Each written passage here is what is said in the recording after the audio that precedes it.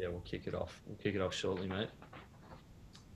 Guys who have just joined, we're literally just waiting for it to hit 8 o'clock and a couple more people to join, and then we'll get started. And yep, all right, we'll get started now. Well, first of all, everybody, welcome to the webinar tonight.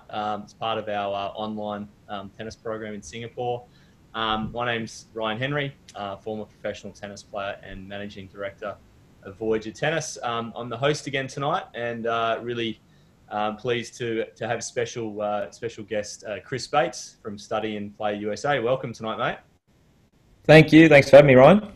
Yeah, well, it's great to have you on the call, mate. And just for the listeners again, we're going to have a similar sort of format to the last couple of weeks, where we do have a conversation around things for about 30 minutes, then open it up to questions at the end there. So one of the first things we'll do is just go a little bit into Chris's background. So I guess to start with, Chris was a top-ranked Australian junior, very good Australian junior tennis player. He got offered a scholarship to Oklahoma State University, graduated with an international business and marketing degree, and has founded a company called Study and Play USA, which is a partner of Voyager in Sydney. In fact, we've had a lot of our students go through Chris to help them get to college and be eligible, and go through a lot of the things that Chris will talk about tonight. So they've been amazing for a lot of our students. And so far has helped over 300 tennis players get scholarships to US colleges, and over 600 athletes in total across some other sports. So definitely, from my perspective, the leading company that I've seen, certainly in Australia and probably globally as well, as far as helping people get to college. He's been doing it for about 15 years now, and yeah, I thought tonight would be a really good opportunity for parents to get some great information that a lot of you have been asking questions about over the last couple of weeks, or certainly since Voyager got to Singapore anyway. So I'll ask Chris. The first question is, just tell us a little bit about your background as a junior tennis player. Look, I got into tennis like probably a lot of Aussie families. My family played it, and I had 3 older brothers, and mum and dad, and all my aunties and uncles and grandparents played tennis, and dad was a coach. So that's how I got into tennis, and pretty quickly, I think, from learning from all of those older people, that I became pretty good, and started winning some sort of state titles here in Queensland, in Australia, in the under-12s, and national title under-12s as well.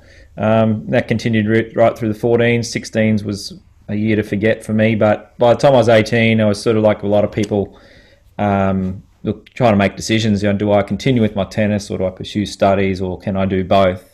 I realised I probably couldn't do both very well, not full time. So I did try and become a professional player a couple of years out of school, and ultimately ran out of money. And so for me, I suppose there were some dreams there of becoming a professional player, and so I did pursue those. But then ultimately, I ran out of time, and not necessarily time, probably ran out of money more than anything, I think. And maybe I wasn't good enough as well. Yeah, I mean, it is a super common thing. I mean, there's so few players that end up going to the professional level. And, I think there's a stat, for every million people that pick up a racket, one goes to the top 100 in the game. So it's the chances are stacked against you. But from what we've seen over the last bunch of years with our students, it's very, very realistic to get to college. In fact, if you commit to tennis for a number of years and you're playing at a good national level, you can basically go to a lot of colleges in the US. But tell me a little bit about, I guess, how you got started with college and why you went in the end. Yeah, look, probably just following on from the last question, really. I sort of hit those crossroads after a year or two out of school, and as I said, my mum and dad, family couldn't keep supporting me to do that, and I certainly couldn't support myself. Wasn't winning enough to do that, but so college kind of found me. The opportunity to go to college in America I was traveling through the US, and coaches in different colleges saw me play and offering me scholarships. And when I got back to Australia, it became a bit of a no-brainer, really, to pursue the pathway, mainly to save my mum and dad some money. But I also wanted to keep playing tennis, and I didn't want to shut that door on a professional career just yet. But I knew I needed some more time, and I needed to save some money and develop. So I ended up at a place called Oklahoma State University, which was, I'll talk divisions in a moment, but it was a Division One NCAA program. Had an amazing 4 years there, and I guess the rest is history a little bit. I traveled to 32 states, became a pretty good student. So I went to college expecting to try and get the best of my tennis, but I came out with much more, really, in terms of life experience as well as academic experience on top of the tennis. Yeah, nice. And maybe if you want to talk through a little bit about like your actual experience at college, like what was it generally like in terms of what would a weekly routine look like? Or, you mentioned you traveled a lot, you study, obviously there's a lot of study in there as well. Do you want to maybe, like go through a bit about what your overall experience of it was? Yeah, look, I guess firstly, a typical week really during the tennis season, and again, this is Division One. It's not the same at all divisions. We were quite busy. We had a busy schedule of tennis during the main season, which generally goes between January and May each year. So yeah, look, we would probably on Monday and Tuesday, we'd be waking up, doing a gym session, followed by breakfast, full buffet breakfast. I miss those days. And then onto campus for on average, probably 3 hours a day. No more than that initially in the main season, which is not a lot. And then back for a buffet lunch, and then afternoon was devoted to tennis. So, and that tennis could be 2 or 3 hours of training, or it could be hosting another university to actually play against a college match. Or those afternoons could be spent traveling in the team bus to go play another university, or playing in some circumstances. But if there was no matches throughout the week, your days were really split between, that 50-50 academic and tennis focus, which really, really suited me. I didn't think it would, but it did. So yeah, I guess what I found by the time I hopped on court in the afternoon, on each day, I knew that I had done something that day already for my life post tennis, whenever that was going to be. I was actually doing something for my life after tennis every day. So that actually made me feel pretty good when I was hitting balls. So I knew that, every result of my tennis matches was not, my life wasn't depending on it, or my career wasn't depending on it, because I knew I had another career developing in the background. So that was the biggest thing I learned from college, the biggest change. And with that academic focus, it added to my tennis. It actually made me a better player. So and then the other part of that is just teammates. Getting to travel with teammates from all around the world. I played with Germans, Slovakians, Czechs, a couple of Kiwis, and a few Aussies as well. So never played tennis with one American in 4 years. It was pretty interesting. It's just made up. There's a lot of foreigners there, and I know a lot of Aussies over there. Particularly at the moment. I'm not sure how many Singapore players there are in. It'd be interesting to know actually how many Singapore players there are in colleges. But I think I heard a stat on there was a couple of hundred Australians over there at the moment, which is interesting. But when you talk about sort of balancing the tennis and academics over there, one of the things that I think that we've certainly found with some of our students that come back from college after doing 4 years of being a student athlete is that they're actually a lot more employable than say somebody who just does a university degree part-time, or at least we've seen some really good examples of that in terms of employers looking at 100 resumes and then having someone stand out that's been to a college and ultimately gets a better opportunity. But what are your sort of thoughts and experiences around people being more employable after being a student athlete at the same time? Yeah, in hindsight, I didn't realize this at the time, but certainly in this role, working with families in our job to help students over there, and we track our students the whole way through to their graduation and beyond. The biggest thing, if we could nominate the biggest benefit, I think, to going to college is exactly what you said. It's the networks you can build, and it's the employability at the other end. So what we see in a lot of our students is they'll go for a job interview after college, either in America, okay, where you can work, in America for a year once you graduate, or back in their home country, is that they're getting their foot in the door for a lot of interviews because you got to understand that when an employer looks at a resume and sees that this person's left home to pursue sport at a good level, and they've studied overseas for 4 years, they've done that without their normal support. They've obviously got good time management. They've obviously got a really got some resilience, and they've probably got a unique perspective than the other people that may have applied for that job. We need to interview this girl, or we need to interview this young man. So, so they're getting a lot of opportunity in that regard. But again, further to that is America is the land of opportunity, and that's what's regarded as, and it really is. Because you're an international student and you're an international athlete at that, you tend to be more, you get a little bit of attention, I guess, and it's quite positive attention around your university. And Americans want to help. Americans want to help international students like that. So it's not uncommon for our students to do internships, paid internships throughout their degree. They're all adding wonderful things to their resume in doing that. And it just makes them that so much more employable and more confident when they do go for those jobs when they finish. Yeah, definitely. Yeah. And one of the things that I guess I've seen a fair bit of when players have come back the students have come back from college is their level of confidence has gone up quite a lot as well. Sort of we've had a lot of students that have probably been quite sheltered and protected in their family environment, and then they've gone to college, and you can see them really open up as people and develop their self-confidence and communication skills. I mean, there's probably no better place to become because they're so positive and optimistic and confident. It seems to rub off on a lot of students as well. And what I mean, I guess, do you want to go through, I guess, some of the other benefits besides being more employable, being able to pursue your tennis? What are some of the other things you're seeing with your students that are coming back from college? Yeah, I think confidence is a huge one. Like, I think that's probably the biggest as well in terms of the other benefits. You're right. America has a really good way of, I suppose, making statements about people that in a positive way. Whereas in Australia, and I'm not sure necessarily what it's like in Singapore, but we tend to probably put people down if they're doing good things here in Australia, just to make sure they're grounded. In America, they're quite the opposite. For me, for example, who identified as a tennis player, that was who I was.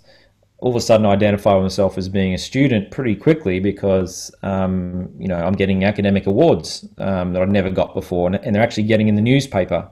All of our matches for the kids that we help over there, they're getting televised or live streamed. They're in the newspapers all the time, so they're getting a lot of attention that way. And I think academic is the other big benefit. Our kids go over there with an open, open plan, I guess, to what they study. You don't need to know exactly what you want to study before college. So I think that's a massive benefit. So a lot of kids coming out of high school are a little bit stressed. What am I going to do with my life? What am I going to study? You can go to college and actually use your first year or 2 years to actually take subjects to help you make that decision, rather than having to decide on the major right at the start. So look, I think, and then just the academic confidence you build through free tutoring. Again, by being an athlete, you get all these wonderful perks. Free tutoring, one-on-one tutoring, extra help. If you show up to tennis practice one day and your coach says, hey, you need to go home and study for your science test tomorrow, that's not going to happen in too many countries where your actual coach knows everything about your academics, okay? And your academic professors and lecturers in the US know when you've got tennis travel, and they make allowances for that, give you extra work and things like that. So it's a very much a system that is, they're all in on it. They're all in on your journey and making sure you're getting the best out of yourself. Yeah. Yeah. Nice, mate. And I guess you just started to go into some of the aspects of college. Do you want to maybe go into that in a little bit more detail in terms of whether someone gets a scholarship or whether they don't? What do you typically get when you go to college? So you've already spoken about just free tutoring. You've got a training schedule. What are the things that a student, I guess, can expect when they do go to college. Yeah, you did mention the scholarship word there, and that's something that's really important to say here. Look, I was lucky enough to get a full scholarship, and I was a good player. But you don't need to be, okay? To get these opportunities and get everything I'm talking about, it's got nothing to do with scholarship, and it's actually got nothing to do with how good you are as a player either. That's a really important point to make. But yeah, look, when you become a student athlete, which is your title over there, so if you're accepted onto a team roster, regardless of how good you are, regardless of what division you're playing in America, there's 5 different divisions, by the way.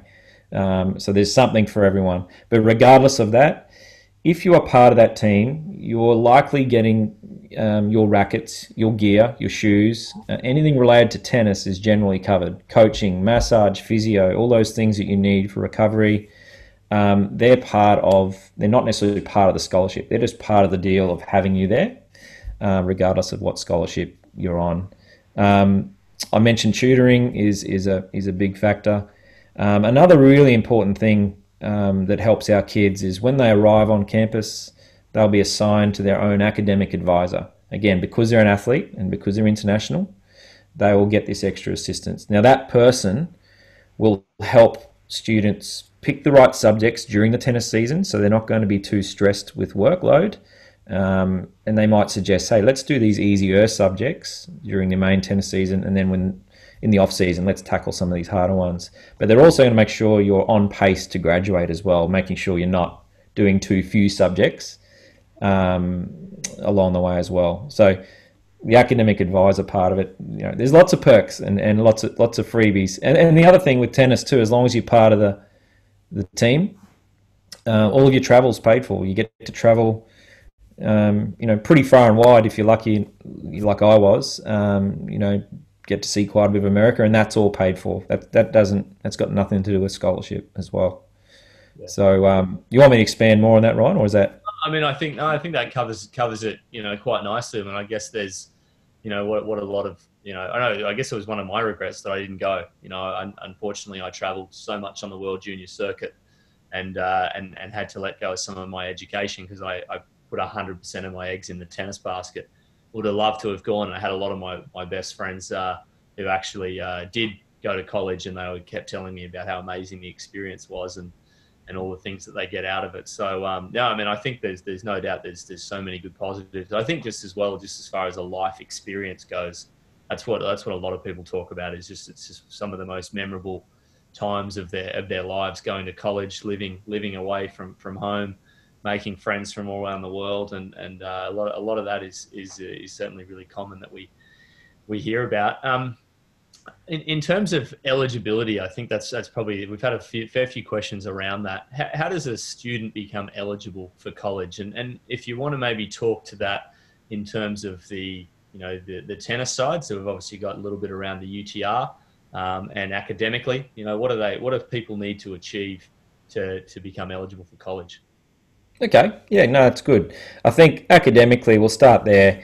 First and foremost, for all of you listening tonight, I'm sure there's some varying ages. The first thing you need to do is make sure you're finishing high school, which I'm sure most of you are planning on doing anyway. But that's the first box to tick. There is also the entrance exam, which I'm sure a lot of you are aware of, is the SAT exam, which is the entrance exam, which is a maths and English exam, a multiple choice test, which is, there's host sites in every country in the world, including Singapore, where you can sit that exam at various dates across the year. By the way, you generally don't necessarily need to sit that prior to your junior year in high school, or year 11 and 12 if we use the Australian model. So your last 2 years in school would be the time to take those tests. You can take it out of school as well if you want, but we generally encourage to do that prior. Your grade point average will be not just a reflection of your final year in high school like it is here in Australia and a lot of countries. It's a reflection of right through high school, your results. Okay, and the other important factor is the subjects you take. So one of the main governing bodies is called the NCAA. They will ask you to complete certain subjects, okay, right through high school. I'm not going to go into the exact details here, but I'm more than happy to take any questions or email later, you can contact us, and I can give you some personalised advice on your subjects very happily. But it's a little bit complicated to give generic information on that. I need to know what each individual has already studied in order for me to advise on that. But there are certain subjects that will help you become eligible. And ultimately, just doing the best you can. You don't need to add more stress to your academics. Just doing the best you can. For students that really struggle academically, there is something for you at college in America. For absolute, overachievers like Michael Zhang, who I believe you've already met, there's something for you as well. And everyone in between, there's an academic fit for everyone in America. When you've got that many universities, you're going to find the right fit. We've got to try and find the right fit between that and your tennis. Okay, so from a tennis point of view, I want to make this point really, really clearly tonight for all of you, is that without seeing any of you play tennis, I'll just about guarantee you that you can go to college. Okay, this is extremely achievable and attainable. In fact, my story, look, I was a good player and well ranked and all those sort of things, and obviously you've met Ethan Lai and Michael Zhang as well to a certain extent, good players seeking pretty good tennis scholarships. But 80% of the students we help are not at that level. Okay, they're either really good students who are pretty good at tennis, or really good tennis players, or good enough academically, or just okay at both and developing. There's something for everyone. Okay, so from a tennis point of view, coaches, to be eligible, I guess you just got to play, and they got to, when they look your name up, they want to see that you're actually playing, and they want to know what level you're at. Okay, so it's a couple of ways they can find out your level. That's by just looking at head-to-head results through UTR. That's generally the easiest way they do that. That doesn't always tell the whole picture though. Video of you playing matches in practice or in a tournament is very valuable. So I think all of us, that play tennis, have grown up playing tennis, we know that sometimes our ranking is not the best indicator of our level all the time, and certainly not always a UTR as well. So it's not always easy to get the best ranking or rating. So, but if you can't do that, the next best thing is to be able to demonstrate to these coaches, your style of play, good video of you playing against a stronger player, win or lose. Just give them an idea of what level you can play to. Okay, so you don't have to be a superstar to do this. I think that's a really important thing. Okay, so yeah. Yeah, nice, mate. And I think just in terms of the tennis level that you need to be at, or you could probably go into academically as well. So college is looking at a range of academic levels. Just depends on where you're looking to go and what you're looking to achieve. As far as the tennis level goes, like Singapore at the moment doesn't have the universal tennis rating or the UTR really embedded in the system. So I think it's, we've had a few questions around that from parents saying, we can't get it, we don't have a UTR, how are we going to go? And I think the important point you raised there was it is about head-to-head results. It's about video footage. It is about other factors that aren't just about the UTR. It obviously helps for a college coach to determine it, but what you're saying is it's not the be-all and end-all, which I think is an important message for parents and players in Singapore. Yeah, just to add to that very quickly, that's a really good point, because UTR can, I'm not saying this about all coaches, it can make coaches, when they see your name, they'll go straight to UTR and they'll make a judgment on your level purely on that if you've got a UTR. That can be dangerous and that can be detrimental to that player, where not having a UTR can be quite helpful sometimes, actually. So I wouldn't be stressed too much if you don't have a UTR. If you do have one, you want to make sure you maximize it. So if you're in the system, you want to make sure it's the best UTR you can get.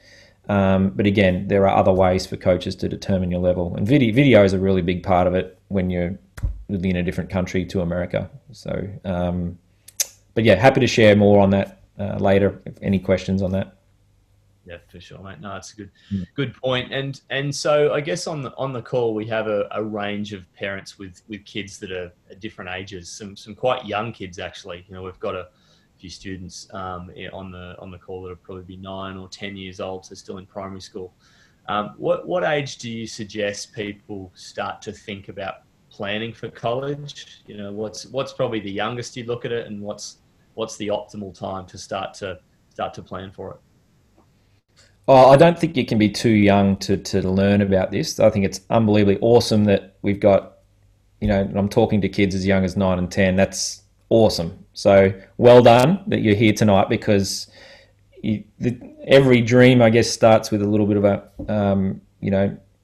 bit of a carrot being dangled, I guess. So that's really important, especially in tennis, when sometimes it's hard to know where your pathway is going at different times. It's a tough sport sometimes. So if you know that no matter what, I can do this pathway, it's a nice feeling moving forward. Look, generally pre high school is too early to start. Getting into high school, as I said, there are things that become important, like the subjects you're taking and making sure you're maximising your academic performance if you can. And so that's when we start advising families. But looking into it, I think, yeah, any time into high school is fine.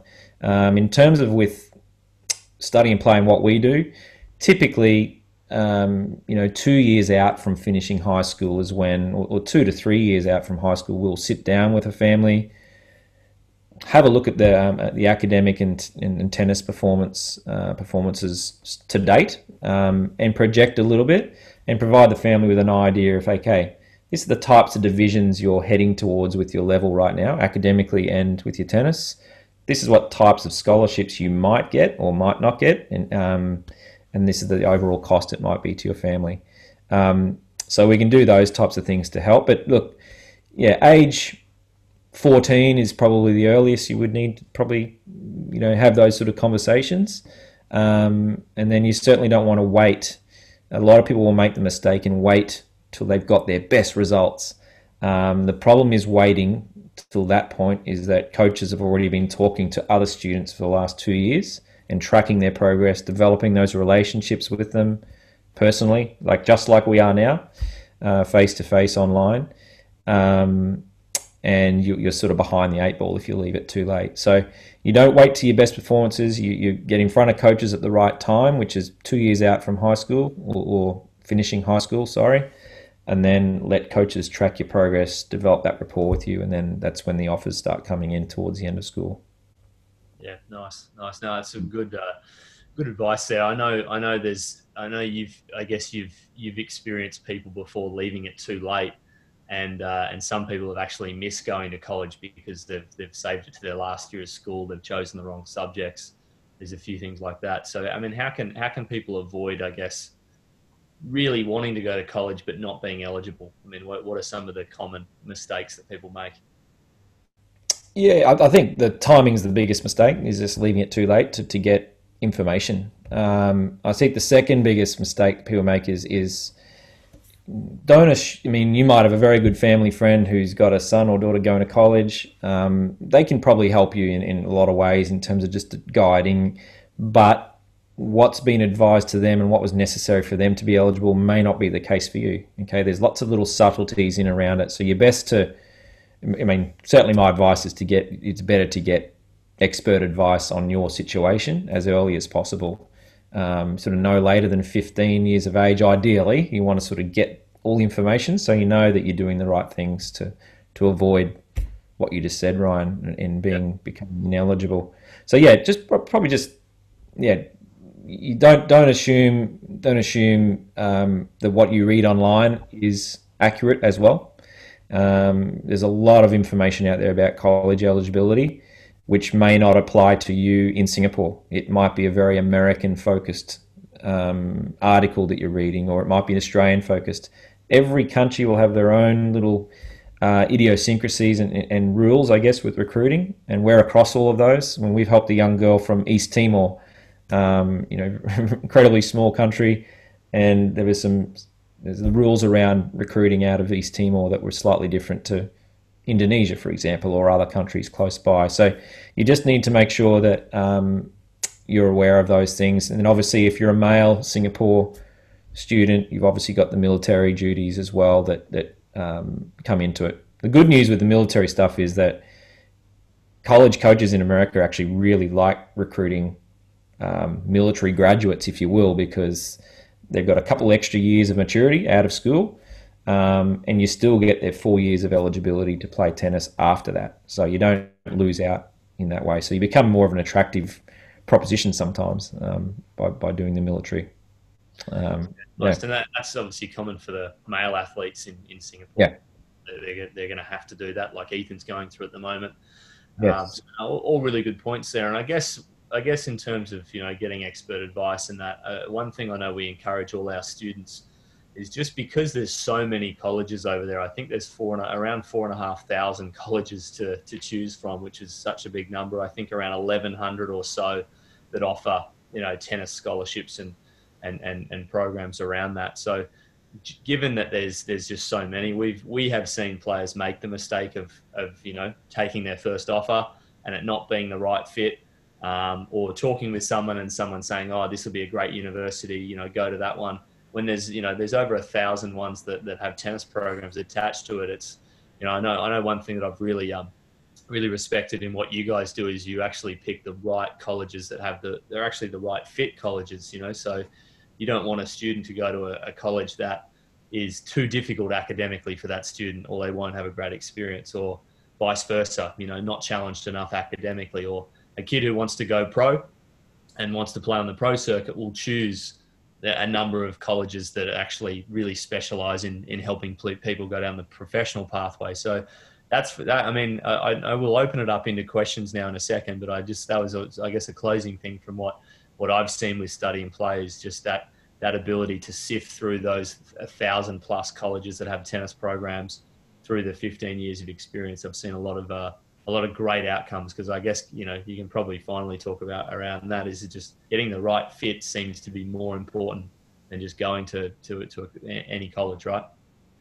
Yeah, definitely. And there's so many factors that come into the right fit, as you mentioned, the important ones there, but also location. Do I want to be cold versus hot? Do I want to be a small town versus big town? Do I want to coach with this kind of coaching style, which is like Ryan's, who's going to be probably not yelling at you, but it's going to help you a lot, rather than a coach who's yelling at you all the time. There are some coaches out there. We want to avoid those if you don't like that. So coaching style is a big thing. The environment you want as parents. I'm a parent myself. You want your kids to be safe. Is it a safe environment? There's so many factors. It's not about trying to get people into college. That's not what we do. It's about finding somewhere where they can go and stay and thrive and hopefully graduate. That's what we want, outcomes rather than just getting people in. So I don't like the word placement as such, because placement suggests that what happens after that doesn't matter. It's about getting into the right college, as you say, right fit, so that you're going to have your best chance of graduating and having an awesome 4 years. Yeah. We have a couple of questions, Ryan. Do you want to go to that? Yeah, let's go to the questions. Yeah, absolutely. Okay. There is something about scholarships. Whether you have to be a national player to be offered a scholarship, and what kind of level of tennis skill is expected, Chris. But maybe tied to that, do you want to elaborate on the different divisions in colleges and what each are looking for? Sure. Happy to do that. So I'll try and keep this brief so we can allow for more questions as well. But there are, as I mentioned before, there's about 5 different divisions of college tennis. When you've got 1,000+ colleges, they all can't play in one competition. So what happens is every university will choose which division they compete in. That's a really important point, okay, for you to understand. So we hear of Division 1. I'm sure some of you listening here have heard of Division 1 being the pinnacle, and it's not worth going to the other divisions if you don't go to Division 1. That is absolutely, entirely not true. I happened to go to Division 1 many, many years ago. I would say 80% of our kids do not go to Division 1. Okay, Division 1 distinguishes itself from Division 2 in the way that they offer scholarships. So Division 1 will be given more scholarships given to them from the governing body, the NCAA, to then disperse amongst the team. So 4.5 scholarships on the men's side of a tennis team, and there's 6 players on a team with a few reserves. And on the girls' side, there's 8 full scholarships to go around 6 players. Okay, so you've got 2 girls effectively in the reserves on full scholarship on the girls. So there's lots of scholarships in Division 1, which attracts, obviously, better players from all around the world. So it tends to be more competitive and quite, very, very high standard at the very top of Division 1. Then the bottom half Division 1 are as good as all the other divisions, basically. There's no real difference in terms of tennis level. Okay, so tennis level, you do need to be, if you want to go into a top-ranked Division 1, you do need to be an exceptional player, where you do have to probably travel quite a bit outside of Singapore to get your ITF ranking, UTR ranking, all those sort of things happening. Okay, but that's 10% of colleges in America, or maybe even less. So outside of that, you got Division 2. I love Division 2 because it rewards a student and an athlete, okay, with scholarship. If you get into a Division 2 program, you will get academic scholarship. How much depends on your SAT scores as well as your grades in school. And then if there's more scholarship that's necessary for you to pay for it, then the tennis will top up according to your tennis level. Okay, so Division 2 is a really rewarding university to go to in that regard. And then Division 3 is more for students who are very academic focused, who happen to be pretty good at tennis. They're decent players, not overly strong. They're not playing at national level, but they're good, keen players, training hard to get the best out of themselves. But there's a bit more of an academic focus there. Scholarships are academic or needs-based scholarships only at Division 3.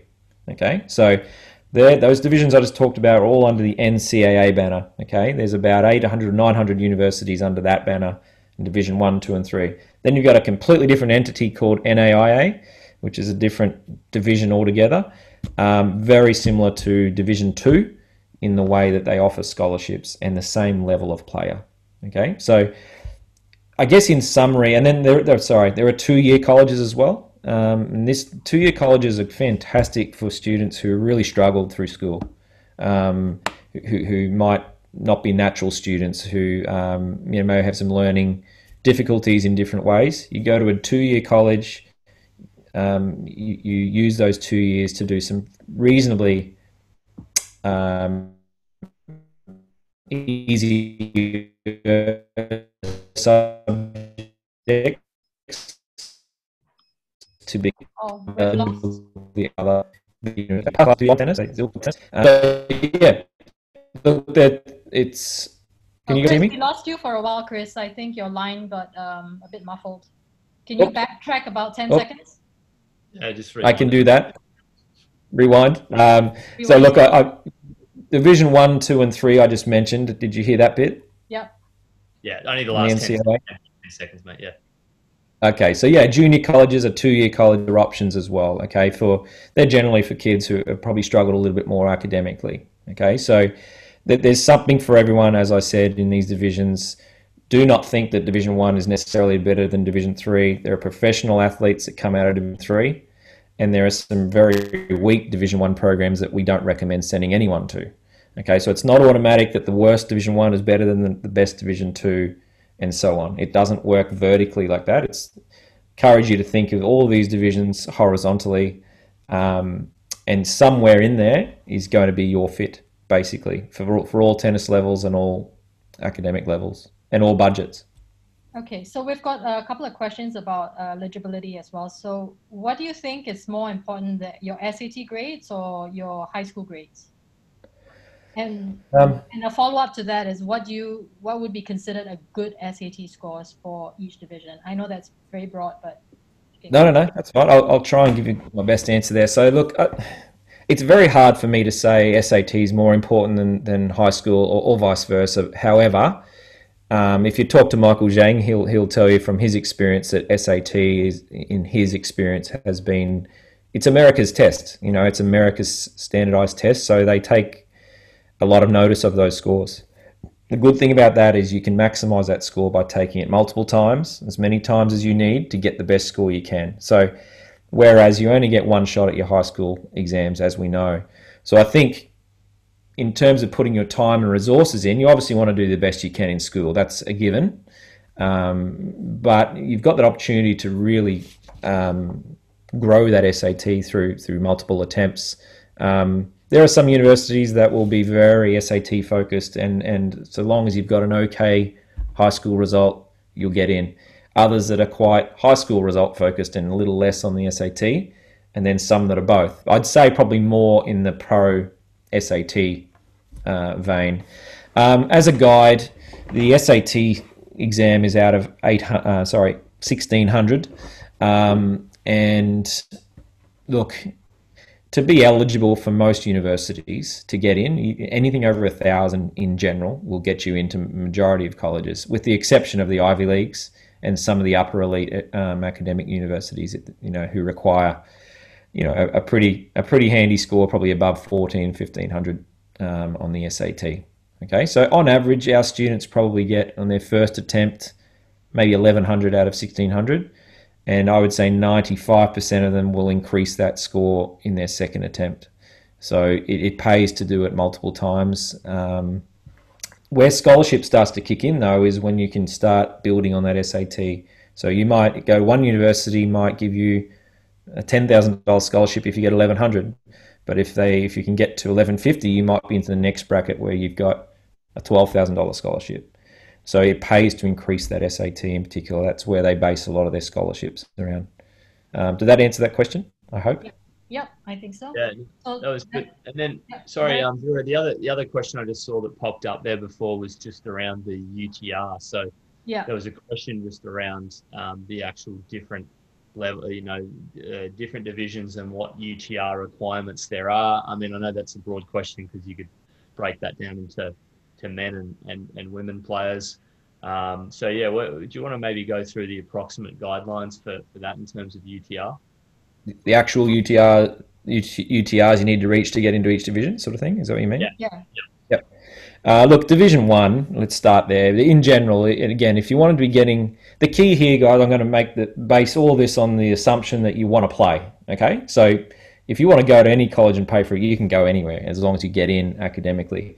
But if you want to play on that team, which is in that top 6, and you want to go Division 1 as a male, you want to be north or better than 11 UTR, okay, ideally. Okay, so you're getting into the conversation of decent scholarship at probably 11.5 at this point, okay? So the best players in Division 1 are 15 UTR, which is equivalent to about 100, 150 in the world ATP, right down to 11.5.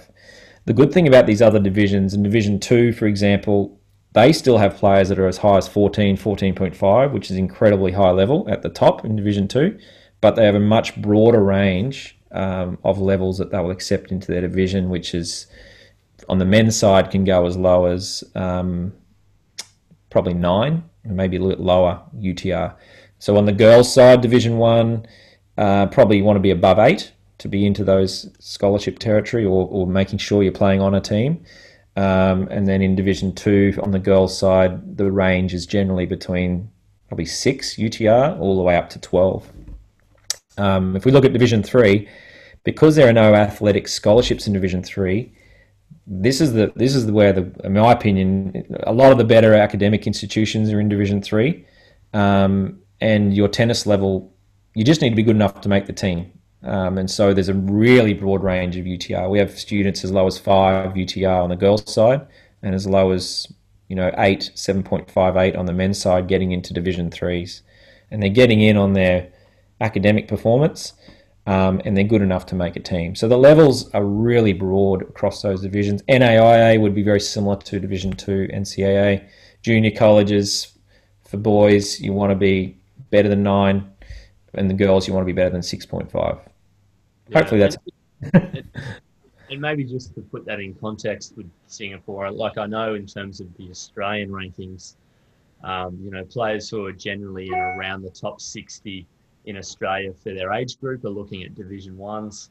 Players who are at top 120 in their age group are looking at sort of Div 2s and some Div 3s. In terms of Singapore, again, this is a rough guesstimate on it. By the time you finish high school, if you're a male player, you probably want to be in the top 10 or top 15 players in Singapore for your age group to be sort of tracking, again, approximately for that UTR to be in that range. And for female players, because there's a lot more scholarships available for female players, you don't have to be quite as high. So you're probably looking at, at 20 to 30, maybe even sort of 30 to 40 in Singapore for your age group by that last year of high school to sort of be getting into Div 1s and a little bit less for Div 2s and Div 3s, just to put that in perspective, because I know every country is slightly different there. But yeah, put it this way: a lot of the players that are in our programs in Singapore at the moment are definitely there's a handful of a lot of players that could be playing Division 1.